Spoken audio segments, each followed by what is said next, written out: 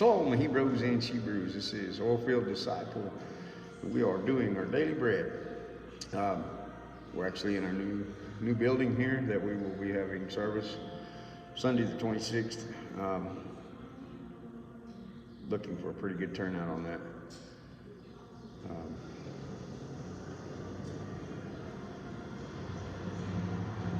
Let's just read and let's see what the Lord would have for us today. Let me turn the camera around. We got Egypt in front of us.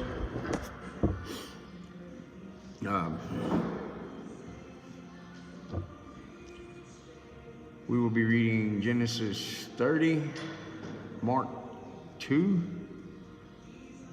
Psalms 32, and Proverbs 24. So, let's get with it. Bereshit. Well, this may be a little loud. It may be a little loud, y'all. My apologies. Bereshit 30 verse 1 says, "And when Rachel saw that she bore Jacob no children, Rachel envied her sister and said to Jacob, 'Give me children or else I'm going to die.' And Jacob's displeasure burned against Rachel. And he said, 'Am I in the place of Elohim, who has withheld from you the fruit of the womb?' And she said, 'See, my female servant Bilhah, go into her and let her bear for me, and let me be built up from her as well.' So she gave him Bilhah, her female servant, as wife. And Jacob went into her." Notice that. She gave Bilhah, her servant, to be his wife. It doesn't mean he divorced Rachel. It means he has another wife. "And Bilhah conceived and bore Jacob a son. And Rachel said, 'Elohim has rightly ruled my case, and has also heard my voice, and given me a son.' So she called his name Dan." It's important to note that in the numbering of the 144,000 in Revelation, that Dan, the tribe of Dan, is not in that numbering. Verse 7, "And Rachel's female servant Bilhah conceived again, and bore Jacob a second son.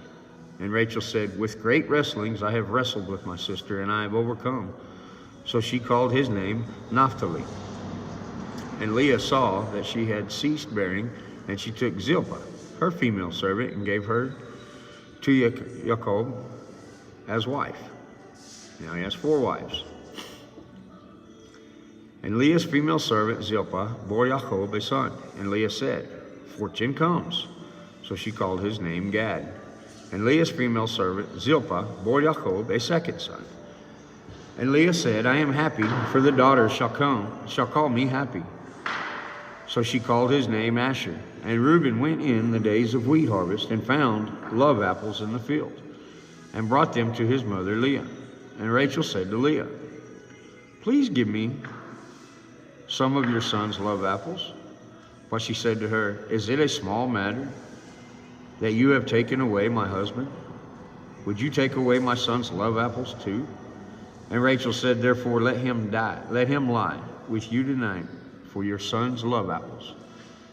And when Jacob came out of the field in the evening, Leah went out to meet him and said, 'Do come in to me, for indeed I have hired you with my son's love apples.' And he lay with her that night."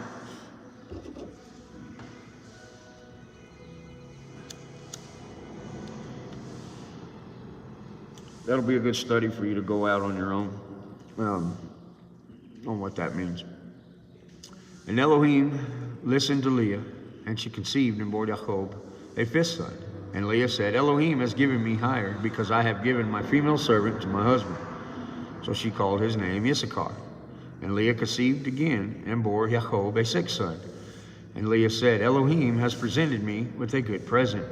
Now my husband is going to dwell with me, because I have borne him 6 sons.' So she called his name Zebulun. And afterward she bore a daughter, and called her name Dinah. Elohim remembered Rachel, and Elohim listened to her, and opened her womb. And she conceived and bore a son, and said, 'Elohim has taken away my reproach.' So she called his name Joseph, and said, 'Yahweh has added to me another son.' It came to be when Rachel had borne Joseph that Jacob said to Laban, "Send me on my way to go to my own place and to my own land. Give my wives and my children for whom I have served you, and let me go, for you yourself know my service which I have done for you." And Laban said to him, "If I have found favor in your eyes, please stay, for I have diligently watched that Yahweh has blessed me for your sake." And he said, "Name your wages, and I'll give it." So he said to him, "You know how I have served you, and how your livestock has been with me, for the little you had before I came has increased greatly, and Yahweh has blessed you since my coming. But now, when I am to provide for my own house too?" He said, "What do I give you?" And Jacob said, "Give me naught. If you do this for me, I shall again feed and guard your flocks. Let me pass through all your flock today, removing from there all the speckled and spotted sheep, and all the black ones among the lambs, and the spotted and speckled among the goats. And these shall be my wages, and my righteousness shall answer for me in time to come, when you come concerning my wages. Every one that is not speckled and spotted among the goats, and black among the lambs, it is stolen if it is with me." And Laban said, "See, let it be according to your word." And on that day he set aside the male goats that were speckled and spotted, and all the female goats that were speckled and spotted, every one that had some white in it, and all the black ones among the lambs, and gave them into the hands of his sons. And he put 3 days' journey between himself and Jacob, and Jacob fed the rest of Laban's flocks. And Jacob took for himself rods of green poplar, of the almond and chestnut trees, peeled white strips in them, and exposed the white which was in the rods. And he set the rods which he had peeled before the flocks in the gutters and the watering troughs through the flocks, where the flocks came to drink, and they conceived when they came to drink. So the flocks conceived before the rods, and the flocks brought forth streaked, speckled, and spotted. And Jacob separated the lambs and made the flocks face toward the streaked and the black and the flock of Laban. But he put his own flocks by themselves, and did not put them with Laban's flock. It came to be, whenever the strong ones of the flock conceived, that Jacob placed the rods before the eyes of the flock in the gutters, so they would conceive among the rods. But when the flocks were weak, he did not put them in, so the weak ones were Laban's, and the strong ones Jacob's. Thus the man increased very much, and had many flocks, and female and male servants, and camels and donkeys. Okay. I'm going to end this here. There's just way too much traffic noise outside.